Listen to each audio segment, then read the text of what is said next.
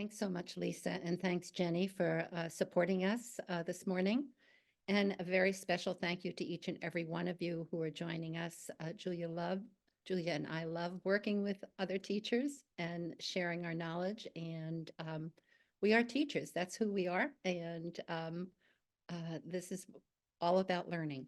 So today we're going to talk about constructing that house that you see. And you can see there are many, many different components that go into building a comprehension house. And our focus will be on sentence comprehension, a topic that I love and that I've been talking about a long time. So hopefully my knowledge continues to deepen in this area as well. So here's a quote. I'm not quite sure where I got this from, but I think it's well worth considering. The sentence lies at the heart of communicating thought and meaning, whether you are the writer or the reader. So let's keep that in mind, because when we build comprehension, what we're building is thought. We're communicating ideas, and we're hoping that that communication leads to knowledge and leads to learning. We're inviting you to learn with us today, so hopefully you have downloaded the handout, which is a PDF of the slides we'll be talking about. You see some icons here, so we will invite you occasionally to reflect and connect, to surface what you know on varied topics, to read some of what's represented on the slides, and to use the keyboard to share with us and maybe try some activities, to share some responses to activities as we move through this session. So what will we talk about today? Well, we're going to do a quick revisit to constructing comprehension, because after all, this is what's foundational to thinking about sentence comprehension. We're also going to visit that connection between syntax and sentence comprehension, and just clarify those terms, those meanings, so that we're all on the same page. Think a bit about the contribution of the sentence itself, and then look at a blueprint and what the blueprint calls for in terms of sentence comprehension. What should instruction look like? What can it look like?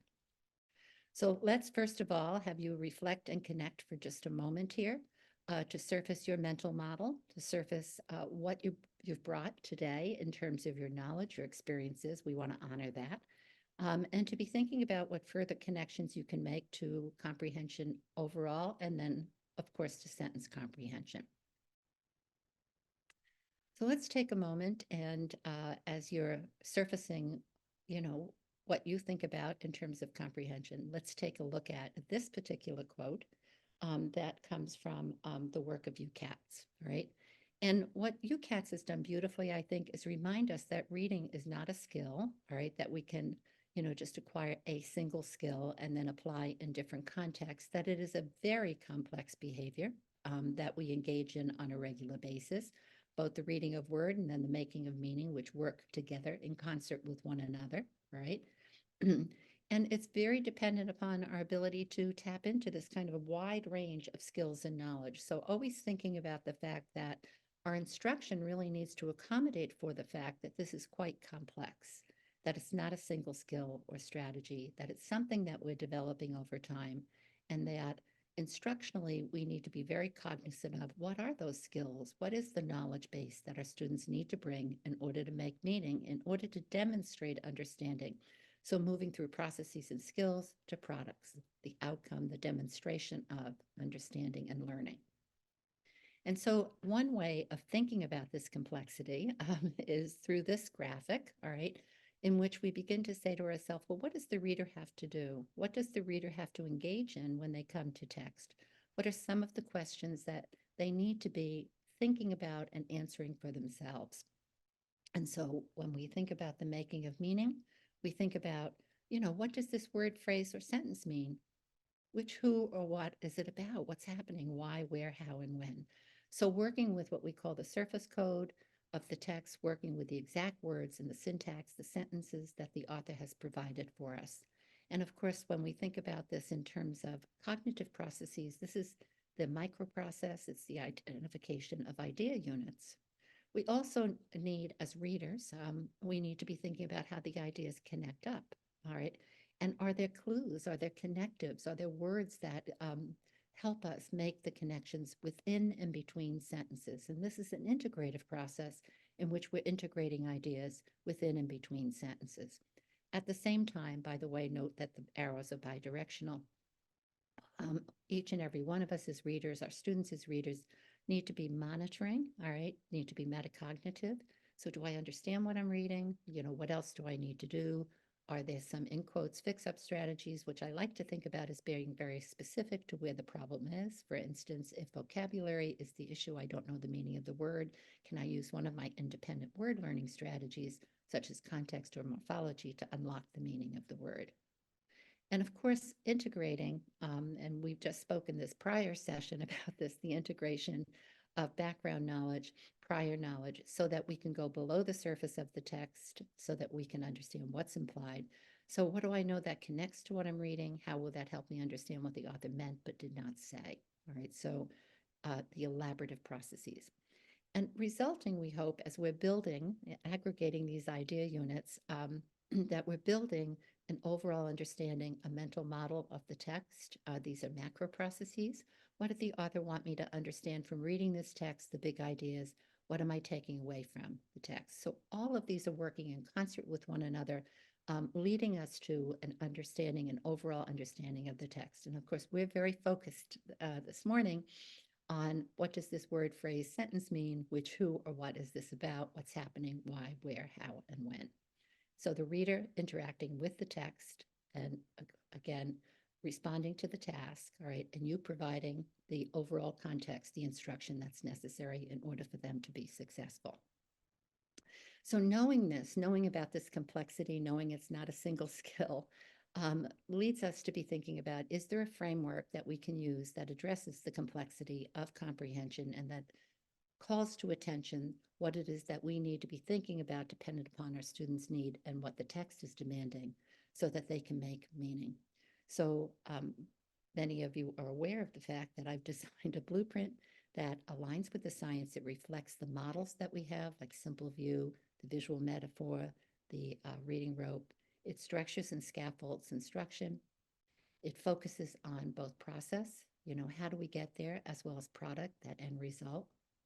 And it calls for informed routines, strategies, and activities.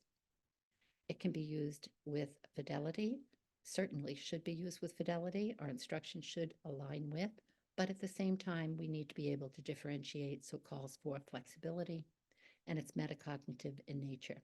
So what exactly does that mean? What does it look like? Well, here's the blueprint, all right? And again, some of you, I'm sure, have seen this, if not all of you. So just taking a quick look at what the blueprint does, all right? We see that it identifies the what of instruction. So on the left-hand side, you see preparing for instruction. What are the big ideas we want our students to acquire? All right, what is the purpose? What goals do we set? They're both content or knowledge as well as literacy skill goals. How do we get there? All right. And then in terms of text reading, what do our students need to know in terms of vocabulary, language structures, which in fact is our focus for today, including phrases, clauses, sentence comprehension, knowledge, levels of understanding, expression of understanding. So identifying the what, the right-hand side, all of those questions, that's the how, right? So posing questions that are based on the literature, based on what experts have told us, we need to be thinking about as we design and deliver instruction. And then the when and the where, individual, small group, large group, dependent upon before, during, and after instruction, and of course, always the comprehension monitoring. All right, our focus is language structures. So would you take a moment now and read the questions that I have posed that I think we all need to be posing as we think about developing sentence comprehension? Are there phrases and so on?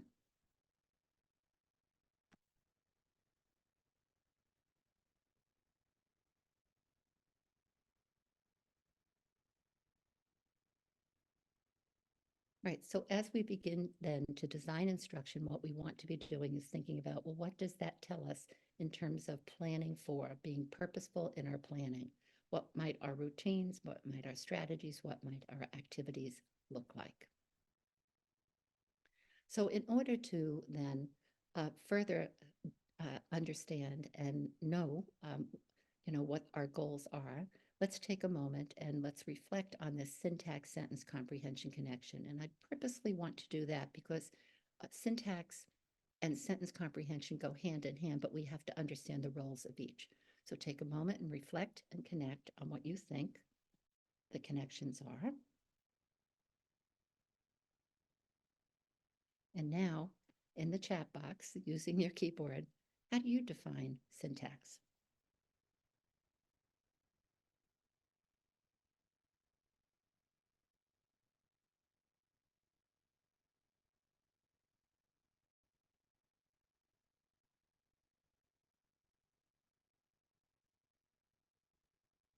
So we're getting a lot of, they're able to chat. It looks like the settings for the Zoom, Nancy, are set to come to me. So, or to Jenny as well. So it's great. I'll just read them to you if that's okay. That would be wonderful. Yep. Word order and ascendant, arrangement of words. Syntax is the piece of sentences that must be in the right place for it to make sense. A group of words that create sentence with meaning. The rules we use to put words together to create a sentence that makes sense. That's it. They've got it. Beautiful. Syntax is ordering words perfectly. Beautiful. Yeah. So syntax, arrangement of words, internal structure of a sentence, and I particularly like this, the architecture of phrases, clauses, and sentences in language. All right. So it has everything to do with structure, doesn't it? It has everything to do with where we place the word within our sentences will determine the meaning of the word. Our spoken or written words carry meaning, while syntax provides that structure for organizing and communicating ideas. So just think about, a word with multiple meaning and how when you place it in a particular place within the sentence, it might change meaning. All right. Think about the word bat. All right. All right. The bat, all right, flew away quickly. All right. Well, that's the who or the what. Now think about I will bat the ball. Uh-oh. That has nothing to do with the who or the what. It's much more about something else.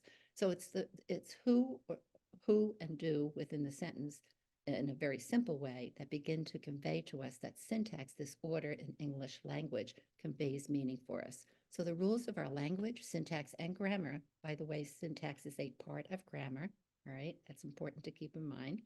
It's not synonymous with, but a part of. But the creation of an infinite number of sentences that can serve as worker bees. Don't you love that? They serve as worker bees of the text. That's Cheryl Scott's work and her words. All right. Let's then move on to the contribution of the sentence itself. So we have a sense of syntax, that order, that internal structure, that architecture. Let's talk about sentences now. And again, bringing forward what you know about sentences, right? And here's some of what Kate Kane and Jane Oakhill have told us. And again, this comes from their definition or description of the levels of language processing, multiple skills and knowledge that are needed in order to make meaning of text. When skilled readers come to text, they access the meaning of the words they hear or read. Yeah, we hope so. They have the vocabulary, they have the semantics, all right? And at the sentence level, they need to work out the syntactic structure and sense of each sentence. So again, it comes back to who or what, did what, to whom. That's the typical order, that's the typical architecture we find within English language, right? And why is this so important? The ability to understand sentences contributes to students' reading comprehension, all right? So this is why we're talking about this. It's very predictive of poor comprehension. And so early on, individuals like you, Katz, and others have looked at and studied student responses in terms of syntactic awareness and sentence comprehension. And it is a problem very often for students who are going to be struggling or poor readers. All right. So problematic for individuals with language impairment and learning disabilities. So very critical that we be thinking about how we aggregate meaning, how we build these units of meaning and sentence comprehension worker bees of the text. All right. So your turn again. How do you define a sentence? Let's see what you have to say about this.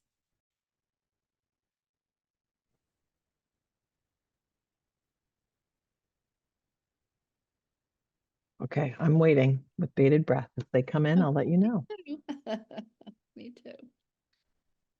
A sentence is a subject and a predicate that makes sense. A group of words that contain a complete thought. Communication that expresses a complete thought. subject, verb, object describing something, and a set of words that created a complete thought. A sentence should contain a subject and a predicate to communicate a complete thought. It must make sense. An idea with a subject and an action, and a group of words that communicates an idea. The sentence begins and ends correctly. So, and I will ask, somebody was kind of trying to enter. I am working on trying to make sure that participants can enter into the chat with our tech department so that it becomes a little bit easier to see and read. But I would appreciate it if it's possible to erase any marks on the slide or kind of let's go through, because they'll stay there, and we would appreciate the person who put that on there removing those. Yeah. So, thank you very much. That would be cool. All right. So thanks for dealing with those tech speed bumps. All right. So yes, what you have said is absolutely right on in terms of sentences. And oftentimes we think about sentences from a grammatical point of view, all right, a definitional point of view. I'm going to share something just a little different for you. And I want you to be thinking about this, all right? When Louisa and I worked on letters, the module on comprehension, second edition, way back, all right? This was Louisa's definition of a sentence. And I think it's really important for us to be thinking about from a linguistic point of view, because after all, comprehension, reading proficiency is based in language. It's based in the structure of language. So what is a sentence? It's an abstract linguistic frame. It's a frame that has what? Slots for categories of words and phrases. So be thinking a little bit about what are those words and phrases? Well, they're the words and phrases that answer these questions. Which one, what kind, how many? Now I'm giving you a little clue for an activity that's going to follow. Those are adjectives, aren't they? Who or what? Nouns or pronouns. Did what? Verbs. To whom or what? Well, usually going to be a noun, right? When, where, how, and why. There's your adverbs. So these slots are the building blocks, right? That help us to create meaning, to help us communicate a thought, that help us to communicate a subject and a predicate, as you have just said. All right. Take a moment now and read this to yourself.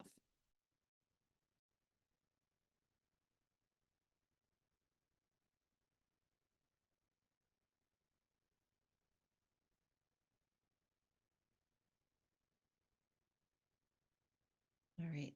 So that comes from something that Stanley Fish wrote a while back, and he was considering the demise of the sentence given how much technology we now use to convey thoughts.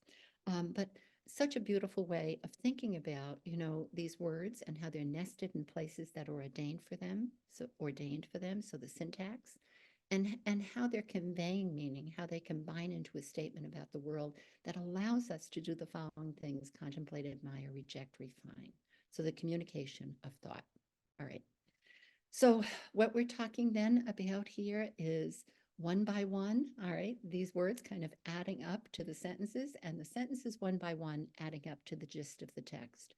So when we think about building sentence, all right, we think about the parts of speech, we think about phrase types, we think about clause types, we can think about sentence types, and again, all right, that they combine into text, right?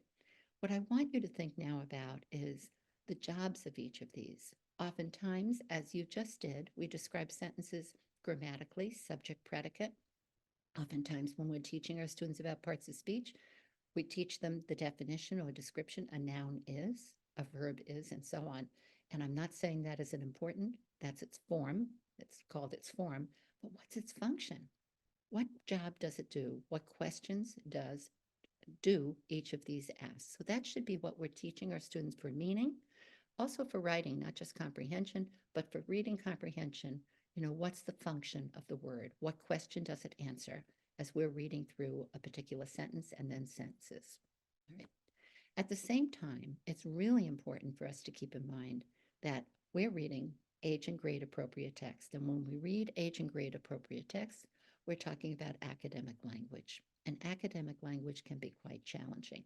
So in academic texts, what we're going to find are potential troublemakers. And those troublemakers can be longer. They contain multiple ideas, varied types of sentences, Oftentimes the who and the do is separated, or they're written in passive voice. And so you see some questions here that kind of lead us to thinking about these complexities. How many words are in this sentence? How many ideas? That's density. How many descriptors, and where are they? Those are embeddings. How far is the who from the do? Again, embeddings. Where's the focus, on the who or on the do, the actor or the action? So here's 3 different challenging sentence structures that come out of 3 different texts at varied levels. All right. A fable, the first one for younger children, The Mystery of the Tattooed Mummy, may be used around 4th grade, 3rd, 4th grade. And then Founding of American Democracy, possibly used with 6th, 7th grade, maybe even 8th grade students, depending upon what you're studying and reading about. Choose one and think a little bit about what makes this particular sentence challenging. And then in the chat box, just add number 1, your challenges. Number 2, if you chose that, challenges. Number 3, your challenges. Okay, go for it.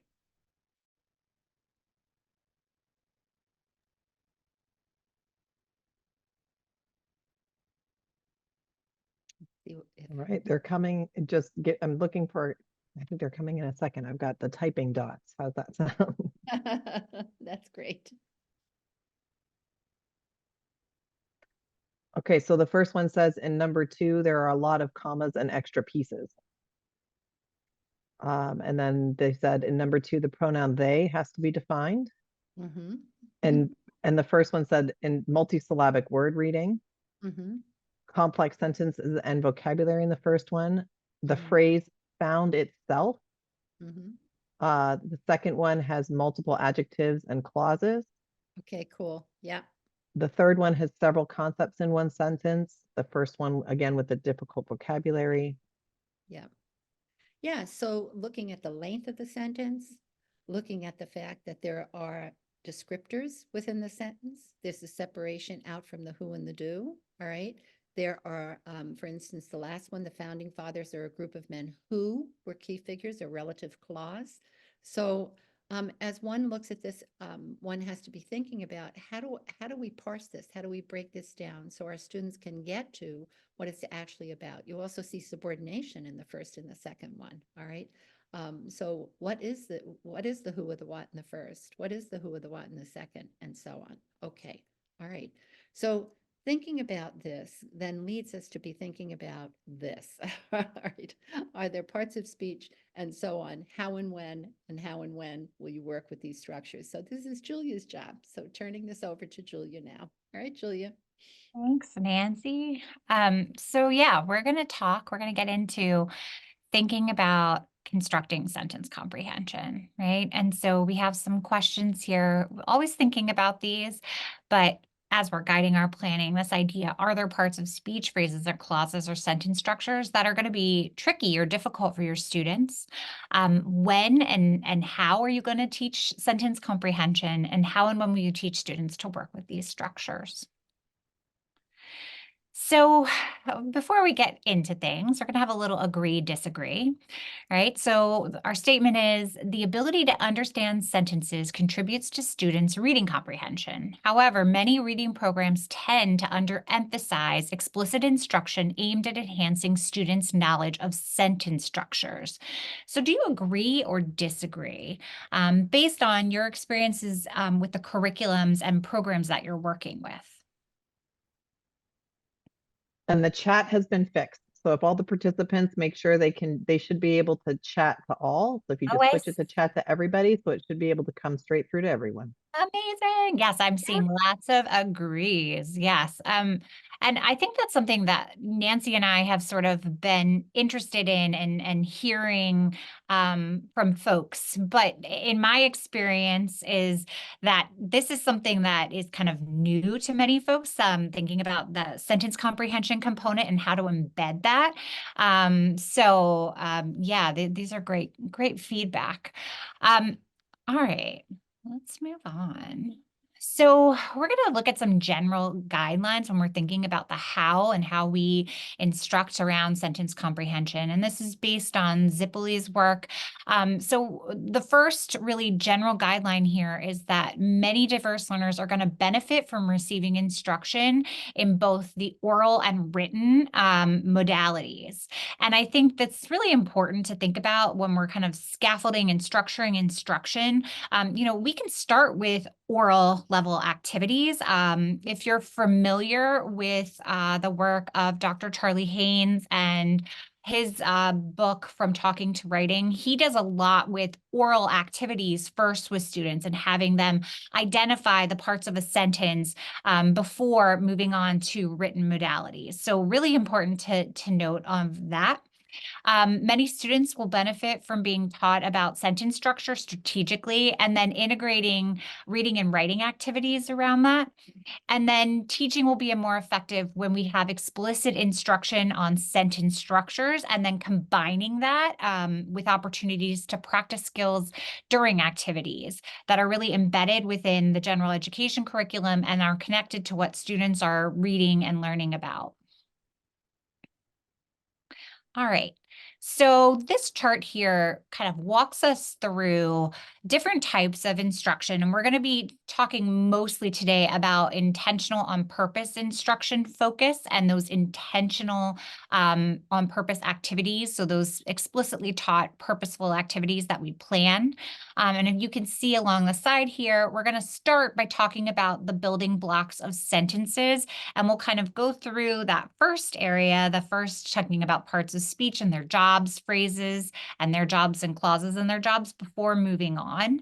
But again, not only do we need to think about intentional opportunities, but we also want to think about incidental on purpose opportunities. We don't have as much time as we would like. We are going to touch on some of those briefly, but I think it's just really important to emphasize that, we have this dual approach where we're thinking about those intentional, explicit instructional activities, and then as well as those incidental on purpose learning opportunities that we plan for our students. All right.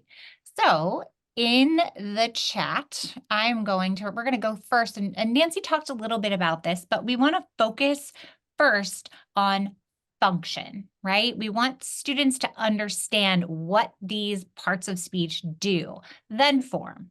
So I like to think about, and Nancy has really kind of shifted my thinking around this, but what part of speech answers the various question words? And if you were listening earlier, she gave you a little preview about this. But so I'm going to read the question to you, and then in the chat, I want you to put in what part of speech does that answers that question. So the first question we have is who, what, or whose. What part of speech, I'm seeing pronoun and yeah, so pronouns, yep, that's looking good. Excellent. What about the who or the what? What part of speech answers that? Yeah, nouns are coming in. You guys are great. What about the is or was doing? Yeah, that's our verb, our action, right? Excellent. What about the question, which one, how many, what kind? What part of speech? Adjectives I'm seeing. Very nice. What about when, where, how, or why? Yeah, adverbs. You guys are on point. I love it. What's the relationship between words before and after? Yeah, preposition. I got one in there. Yep. Excellent. Excellent. And then finally, what's connected or needs to be glued together? Yeah, conjunctions. Beautiful. And I think, so here's our answers here, right?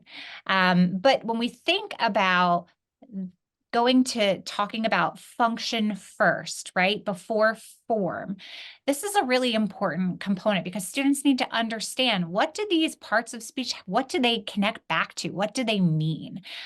So again, I think I've had folks, ask about like the labeling and thinking about going first, connecting back to that function, and then moving on from there. All right. So one of the really effective ways to get into thinking about the function of the various parts of speech is through questioning and parsing. So the example here is taken from the book Chrysanthemum. And this book is connected to a larger unit that's all about identity. And you'll see some examples later, but this is really geared towards our younger guys, like first grade. So we have this sentence here. On the first day of school, Chrysanthemum wore her sunniest dress and her brightest smile. So I might pose the question and model this for students. Well, which word answers who this sentence is about? And I would say chrysanthemum, right? This sentence is all about chrysanthemum. Well, which words tell what she did? Well, she wore. Well, what did she wear? What was that she wore? Her dress and her smile. And then I have to think about what kind of dress was it, right? Which word tell us that? And that's her sunniest dress. And what kind of smile did she have on her face, right? That's her brightest smile. And then I can connect back finally to this, well, when did this happen? And that was on the first day of school.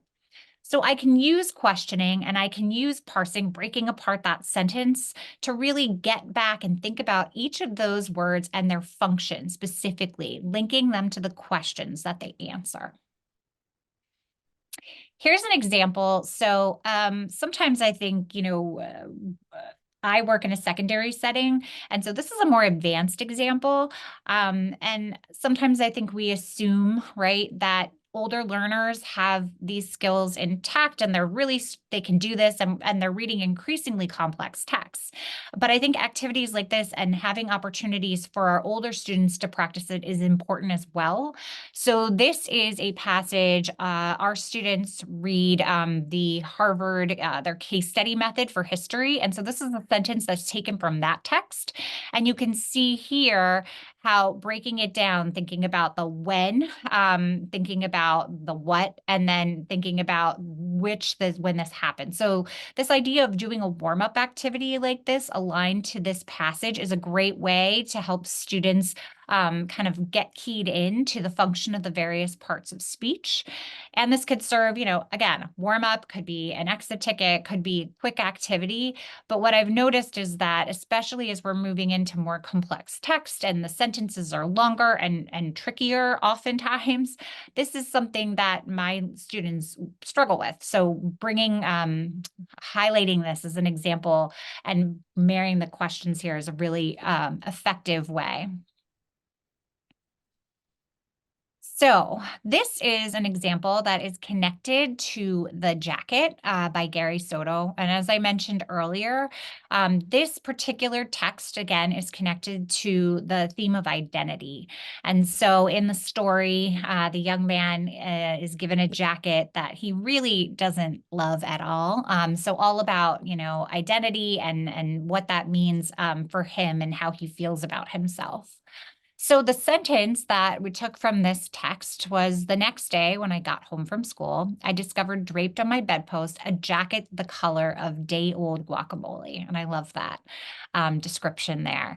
But using a structured sentence organizer is a really great way to structure parsing, right? Because it links back to those question words and I'm able to break apart that sentence. So I would start by thinking about, well, who or what is this sentence about? And this sentence is about I, and it's a personal story written by the author, Gary Soto, right? And what did Gary do? Well, he discovered right? So that's what he comes home from school and he discovered something. And what did he discover? A jacket. So thinking back, right, we have those three pieces that Nancy said kind of compose, our sentences, the who or what, the is or was doing, and to what or to whom. But then we can kind of get into the what, like, well, which jacket was it, right? That jacket was the one that was the color of day-old guacamole, a great description that kind of talks about his disdain for this jacket that he's been given. And then we want to think about, when did he discover this jacket? Well, the next day when I got home from school. And where was the jacket? Where did he locate that jacket? It was on the bedpost. So a lot happening here, a lot that we can take one single sentence and parse it and break it down and look at the various function of the various parts of speech. All right, so we're going to give you an example. And what we'll do is I want you to read the sentence, and then I'm going to kind of call out the different parts of the questions. I'll ask you the questions, and you can put them into the chat. So take a minute, read the sentence, and then I want you to tell me who or what is this sentence about. Let's start with the who or the what. Excellent. Gary Soto. Yes, it is all about Gary Soto. And what is Gary Soto? What did he do? Yeah, he shares. Beautiful. You guys are great. What did he share? Yeah, his experiences. Excellent. His experiences growing up. Yep, his childhood experience. Excellent. Now, which experiences, and some of you tapped into this, but which experiences were they? Yeah, from his childhood. He does like a beautiful job sharing all of these like great personal stories from his childhood. And when did he do that? When did he? Yep. Excellent. In the 1950s. Yep. Beautiful. Excellent. And if we look here, right, and we could also say, where did he do that, right? California. So you can see each of these parts of speech links back to a specific question word. And again, I really like that structured sentence organizer as a way to help them kind of make this more explicit, more concrete, and linking back to those specific questions. All right. So one of the things that I really, really love is using technology to kind of build upon and make things interactive. So I recently learned that Jamboard, which was sort of my favorite tool for manipulation and creating some of these templates, is really it's not going to be utilized anymore. So I found Figma and FigJams. So this is a template that I created. And what you can do here is you can have the sentence. This was the sentence that we just looked at. And then when we think about it, we can take those pieces and students can manipulate it. And what's really cool about Figma is that there's like a little timer. You can set the timer, give the timer group work, and all of that kind of thing. So they can work together to manipulate this sentence and then sort the pieces into its corresponding parts. So that's a really cool kind of tech connection that you can utilize with groups. And again, these are similar to a Jamboard. You can share the template with folks, and you can have, so it's, and I think so there was a question, Figma, Figma. You have to register to make an account, but again, it's free for educators and really cool. And you can make as many templates as you want, and you can really work with it. And I'll show it again later on. It has a lot of cool possibilities. The other thing that I think is very fun to do is working with images and doing some picture prompted generation. So this idea is taking that structured sentence organizer, but this time we're using it to generate the different parts of speech. So this is an image connected to the Library of Congress, which I really, really love and utilize a lot of their primary source documents often, and connected to westward expansion. So students can use this, and you could do this orally first, all right? So like, who or what do you see in this image, right? I see pioneers, I see settlers, I see Native Americans, I see bison, right? What are they doing? Well, they might be venturing, right? Depending on the group, moving, fleeing, they might journey, they might be displaced, depending on the who in question. Which one, what kind, how many, those adjectives, right? They typically, a lot of them were male, uncertain, right? Could be a describer. They could be fearful, especially thinking about the Native American folks who were displaced oftentimes by that movement. And then the where, the when, the how, the why. Well, west, right? They were moving west. They did this by train, by Oregon Trail. in a covered wagon and horseback. So folks are really, as students are really thinking about generating those parts of speech aligned to the specific questions. And then as an additional challenge, you can have them think about writing sentences. So it could be we do this together and then we generate those words. And then once students, you could have them do as an additional challenge, I'm going to have you generate a sentence, right? As the settlers journeyed west in covered wagons, the unsettled Native Americans were forcibly displaced from their land. Now, again, this would be explicitly instructed and modeled. I would do modeling first, but it's like a nice activity to start doing as a whole group, getting that kind of like generated list together, and then kind of doing some modeling around making sentences, and then having students work independently with coming up with sentences. All right. So in addition to thinking about the building blocks and the parts of speech, we want to think about phrases and their jobs and clauses and their jobs. So we're going to look at some activities that we would provide intentional on purpose instruction for around those two items. All right, so in the chat, what I would like for you to do is you're going to tell me what a phrase is and what a clause is. So we're going to start there just to kind of get some of your feedback, but you can just write phrase and then you could just give us a description of what a phrase is, and then clause, and then give us a description of what a clause is. So we'll give you a couple moments to do that.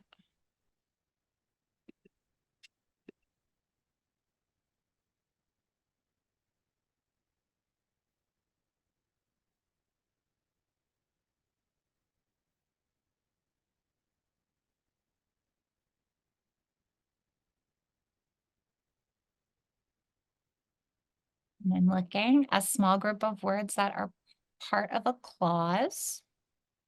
A phrase is a group of related words. A phrase is a group of words. A clause has a subject and a verb. Phrase is a part of a chunk, such as I lied. Clause is dependent on the phrase because I lied. They're coming in so quickly. Clause has a subject and a verb. Awesome. All right, why don't we can put up our answer. So phrases are groups of words that work together and answer specific questions. So thinking about, these are five main types of phrases, right? So we noun phrases, the road, verb phrases, wandered along, adjective phrases, ragged and forlorn, adverbial, rather abruptly, and prepositional, to the top of the hill. And all of these phrases in this particular example are connect back to that text tuck everlasting. But phrases are those groups of words. They work together. They answer specific questions. Clauses, however, they're a group of words that have both a who and a do, and they answer specific questions. So we can think about them as being dependent and independent, right? So our example here, but when the archaeologists lifted the gold bowl covering the mummy's face, they found the biggest surprise yet. So starting off that sentence there with a dependent clause and going into an independent clause. I always like to talk about dependent clauses are dependent on something else. They can't stand alone. And the late, great William Van Cleve, he has a great graphic organizer, or it's a visual with the I and the D and how you can pair them together. And I always talk about with students how right, it's got a really strong foundation. It can stand by itself, but that D has that, wobbly edge. And so it has to be with something else. And so again, great text. His Writing Matters book was sort of the Bible for me when thinking about phrases and clauses and just all of that stuff in general. And then later on, you can build in relative clauses, adverbial, object complement clauses, but kind of starting with dependent and independent clauses and building from there. So I like sorts. I think sorts are a really great kind of way to introduce this with students. And so starting with those phrase types and taking different phrases from a text and having students work with them and manipulate them. You can have them do this with paper and little cutout pieces and have them do a sort that way. You could also do, and I don't have an example of it, but thinking now, something like Figma would make a nice sort when working with phrases. So when we think about the jobs of phrases and clauses, so this is an activity using this passage from ReadWorks. So six mass extinctions in 440 years. So really what we're trying to think about is helping our students see how these words work together. And this also features the use of the structured question organizer, right? And we're pairing questions related to function. And the first thing that I want to do as the teacher is select a sentence from that text. So our sentence in this example is towards the end of the Devonian period, around 370 million years ago, a pair of major events known as the Kellwasser event and the Hangenberg event combined to cause an enormous loss in biodiversity. So then using that sample sentence, and we can go to the next slide, we're going to model and review, right? Connecting back. So the who or what in this sentence is that pair of major events. What were they doing? What happened? What was the action there? They combined to cause an enormous loss in biodiversity. Where did this happen? Towards the end of the Devonian period. When? 370 million years ago. And then which events? Which events is the author specifically talking about? And that was the Kellwasser event and the Hangenberg event. So modeling, thinking about, modeling that for students. And then you can also have students work with these cards with phrases and clauses from the current set. You could have them manipulate them and again, sorting them as I showed earlier with Figma. And you could have this be as a group activity, pairs activity, or you could even structure it so that it's an independent activity. All right, so we're going to talk about intentional on purpose instruction with sentences. And this is probably one of my favorite activities, are sentence anagrams. So we have a lovely quote here, but rearranging words that are out of sequence into sentences and adding correct capitalization and punctuation reinforces the concept of sentences and the grammatical roles of the words in sentences. And so below that, we've given you kind of 5 steps to sort of help structure that for students. Because oftentimes, if we give them the different parts of a sentence and ask them to sort it, it can be challenging. So these steps really help to scaffold that and help them to put that sentence mix up, that anagram back together.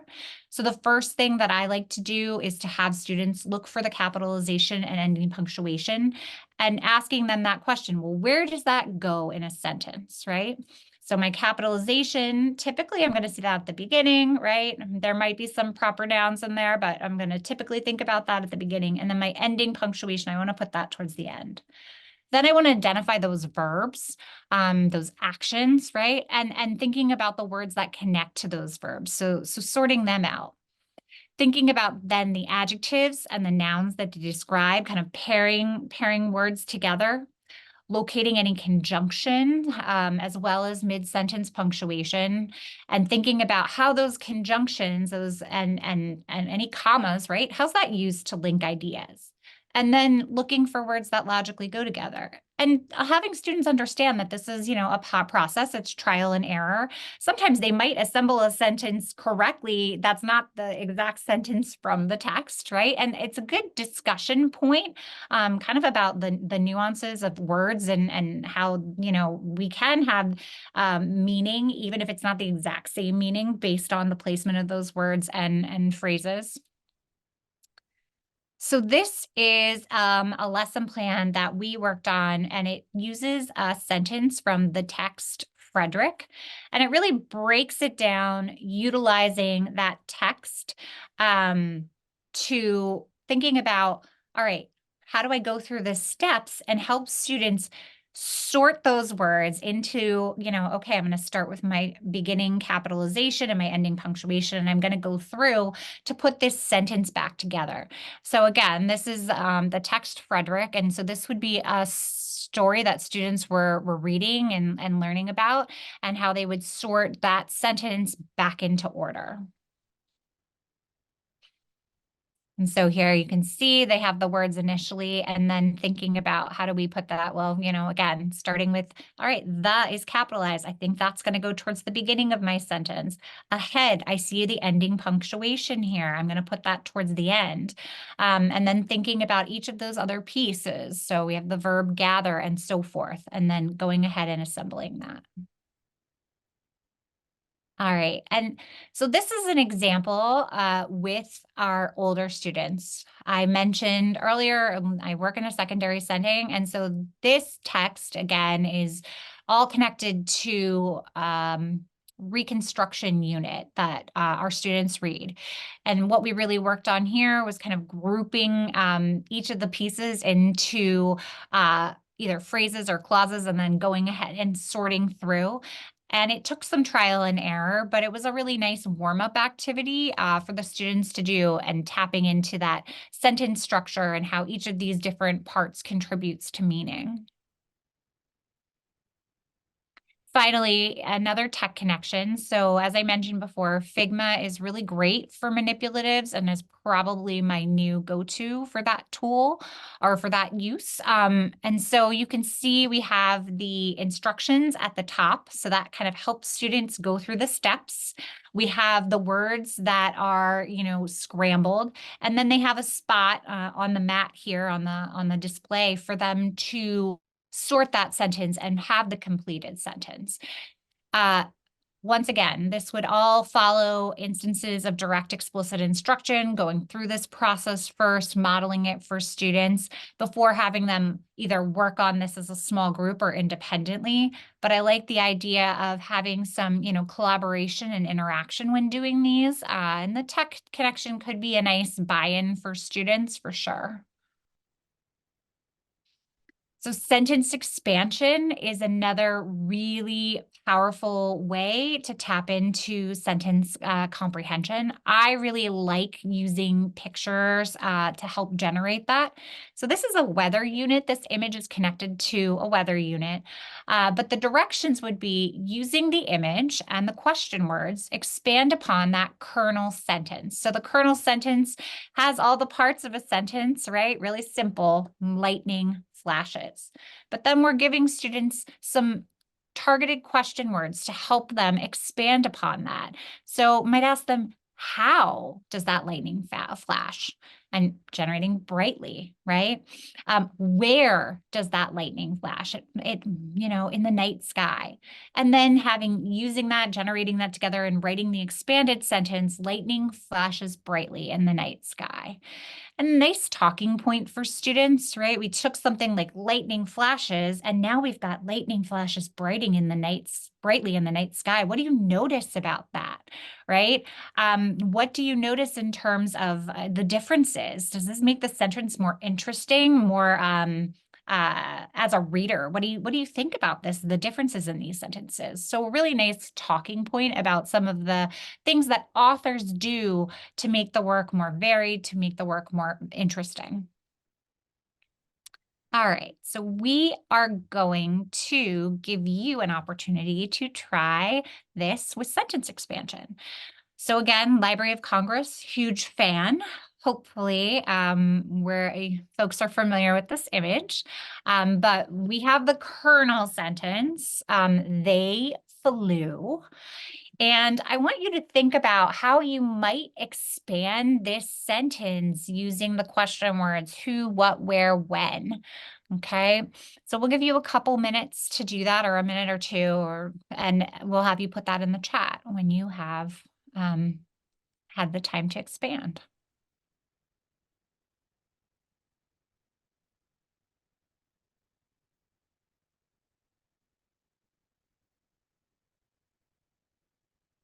And I'm seeing some of them come in. The Wright brothers flew an airplane.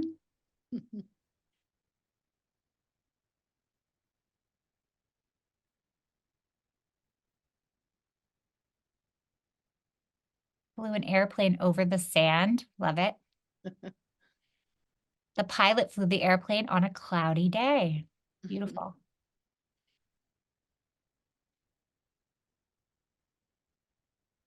And again, we're giving you an image, kind of, assuming background knowledge, right? So with my students, this would be part of, direct instruction teaching. They'd know who the folks in this image were, right? So, really important just to be mindful of that. The Wright brothers flew a rudimentary airplane at Kitty Hawk early in the 20th century. Oh, I love that. The Wright brothers flew an airplane over a hill on a cloudy day. At Kitty Hawk, the Wright brothers flew a glider that crashed to the ground. Several times. Yeah. About 100 years ago, the Wright brothers flew Yes. an airplane from a beach in North Carolina. Wow. I mean, these are all great. And so what's nice about this too is that you could have students, they would put these, you could talk about the different examples, talk about the different techniques that, the student authors used, what, maybe was interesting about one, or varied word choice. So it's a really nice activity to kind of talk about the different techniques that authors use as well. On a personal note, I live in Kitty Hawk, North Carolina, and so this is the site of a national park, and it is celebrated every year on December 17th or thereabouts. There is a museum, and it is now located in Kill Devil Hills. Originally, it was Kitty Hawk, but it has changed in terms of the actual, not the site hasn't changed, but the name, all right, the town spread out, and it's actually in Kill Devil Hills. And there aren't many sand dunes left there if you've been there, but there is a very large hill that is a sand dune. And it's a little more vegetated than it was 100 years ago. But anyway, so a little background knowledge on the Wright brothers in Kitty Hawk. Awesome. Another great, so this connects back to the high school example that's connected to Reconstruction, but I really love the writing revolution.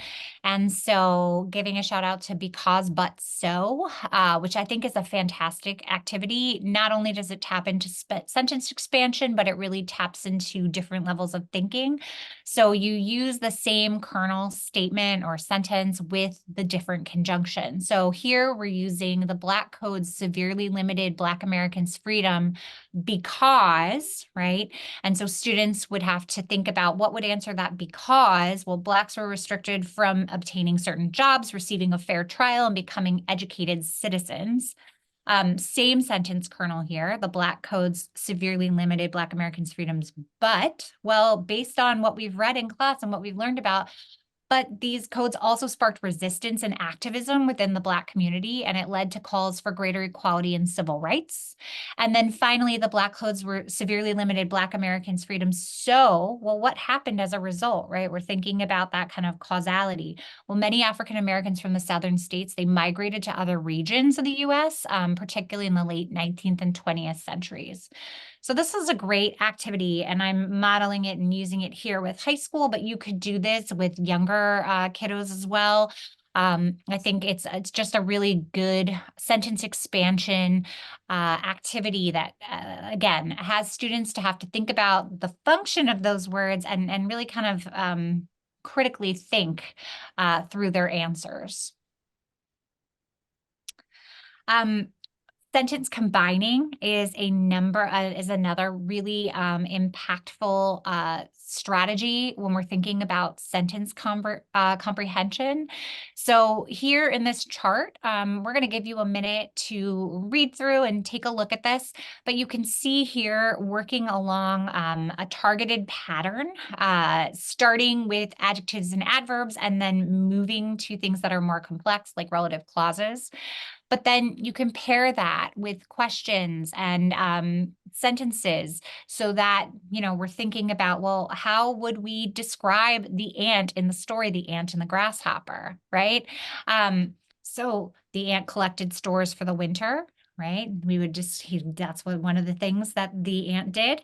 And the ant was also industrious. And then we can combine that response into the industrious ant collected stores for the winter. So I'm going to give you a minute just to kind of look through, and you can read through this chart on your own. But thinking about that targeted pattern and progression, again, Dr. Haynes and the book From Talking to Writing is a really, really great text. He talks a lot about this targeted pattern progression. And so sort of working through that progression and having students kind of building upon what they've learned. So if you haven't checked out that resource, I would highly recommend it. This is also emanates from the work of Bruce Sadler. So if you Google Bruce Sadler, I think it's just a wonderful example of how we combine reading with writing.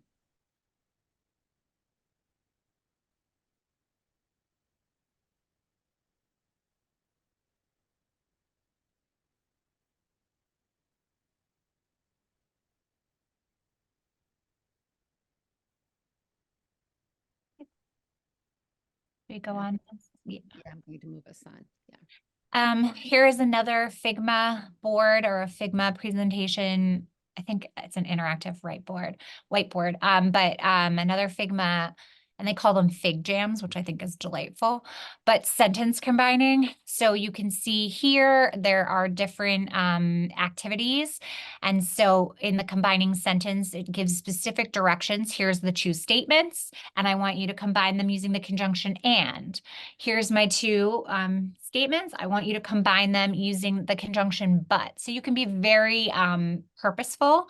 And what I was also trying to create here was, all right, here's some practice activities, right? We're not just jumping in, we're going to practice, and then you're going to work on these on your own.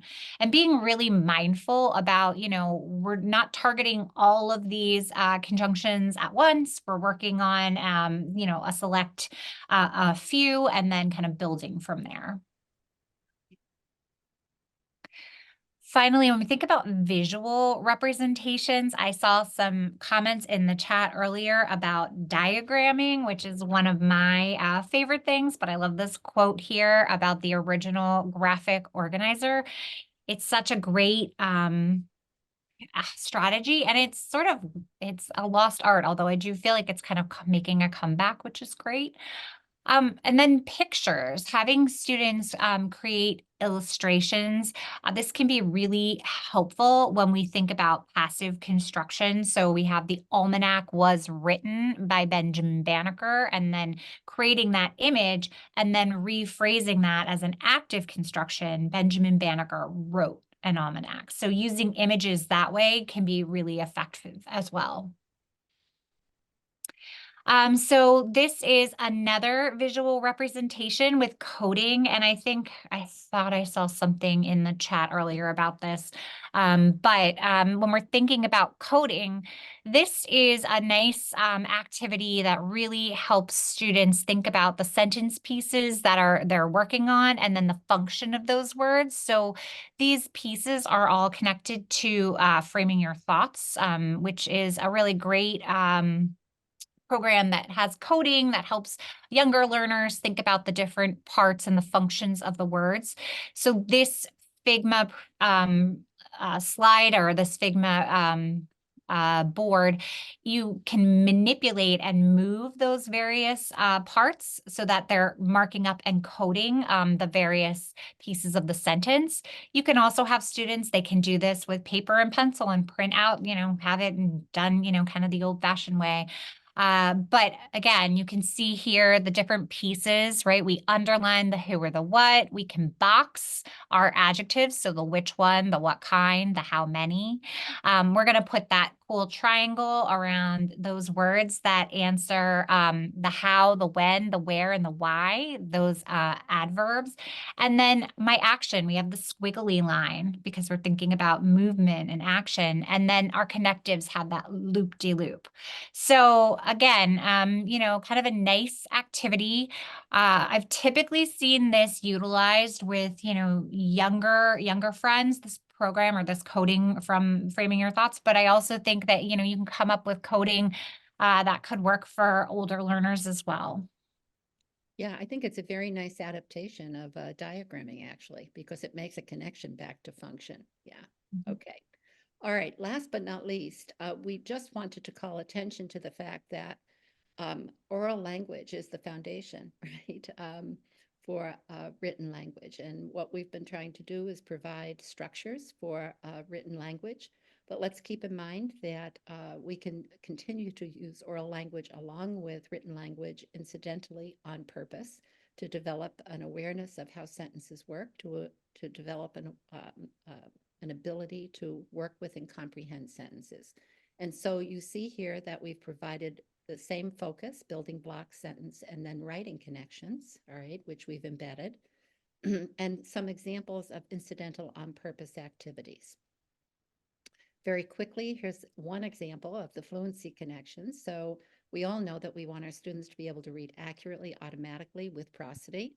And what's prosody based on? It's based on an understanding of syntax. It's based on an understanding of how words come together to convey meaning. So phrasing is used by the proficient reader to mirror spoken language to convey meaning. And here we have the scooping, which some of you are probably using to teach automaticity and fluency of phrases, clauses, and then sentences. And then, of course, creating these opportunities for teacher-student talk. And I think these are beautiful examples that Julia has created in terms of math, science, history, social studies, language. So we want our students using complete sentences. We want them using the academic language, and we want to give them opportunities, but also scaffold and support, give them the prompts that are necessary to do this. Right. I don't want us to forget about the diverse learner as we come to the end of our time here. We'll have just a few minutes, I think, for questions, but always, always important. We're talking about what's good for all students as well as differentiating for those students who have different needs. So thinking about inclusive practices while planning for instruction. One of the things we need to be cognizant of certainly are language variations. We have to be thinking about the links between oral language ability and spoken variations for our students who speak a second language or dialect. For example, the use of African American English impacts the syntax, all right? And so consider the habitual use of be in sentences, he be getting food, right? And how we have to work from that. We always work and respect the language that our students bring to our classroom, and then we work from that. While other languages may have similar syntactic structures, there are also differences. Here's an example. Adjectives often follow the noun in Spanish. So teaching the structure of English sentences and explicitly infusing opportunities for oral and written language skill process, or practice, I should say, are important. So keep in mind what Julia began with. Many diverse learners will benefit from receiving instruction in both oral and written modalities. So accommodating for all of the students' needs within our classroom, thinking about this integration of reading with writing. I don't know why we separate these two out. Most recently, Julia and I have been working on blueprint connections to composition, kind of the comprehension composition connection, so that we keep thinking about the integration of instruction. And then explicit instruction on sentence structures is combined with opportunities to practice during the activities embedded within the general education curriculum. So we're always, always talking about using what it is that our students are reading, all right, as the base for then designing our instruction, so age and grade appropriate texts. All right. And last but not least, we know this is not easy, that comprehension is complex, that it's a lot to take on. And so you have to consider your context, your curriculum, your students. So you want to implement instruction that reflects the science. You want to implement that directly addresses the development in cognitive processes and skills. Here we have focused on sentence comprehension. And we want you to use a comprehensive approach as a starting point. And we don't want to throw the baby out with the bathwater, but we want you to look at how do we need to enhance or supplement what it is that we're doing. We recognize you all have different curricula and programs. So gratitude from Julia and myself, and gratitude to our facilitators today and to Patton. And let's keep this in mind. The sentence lies at the heart of communicating thought and meaning, whether you are the writer or the reader. And I think we might have left, I don't know, maybe just a few minutes, 6 minutes maybe.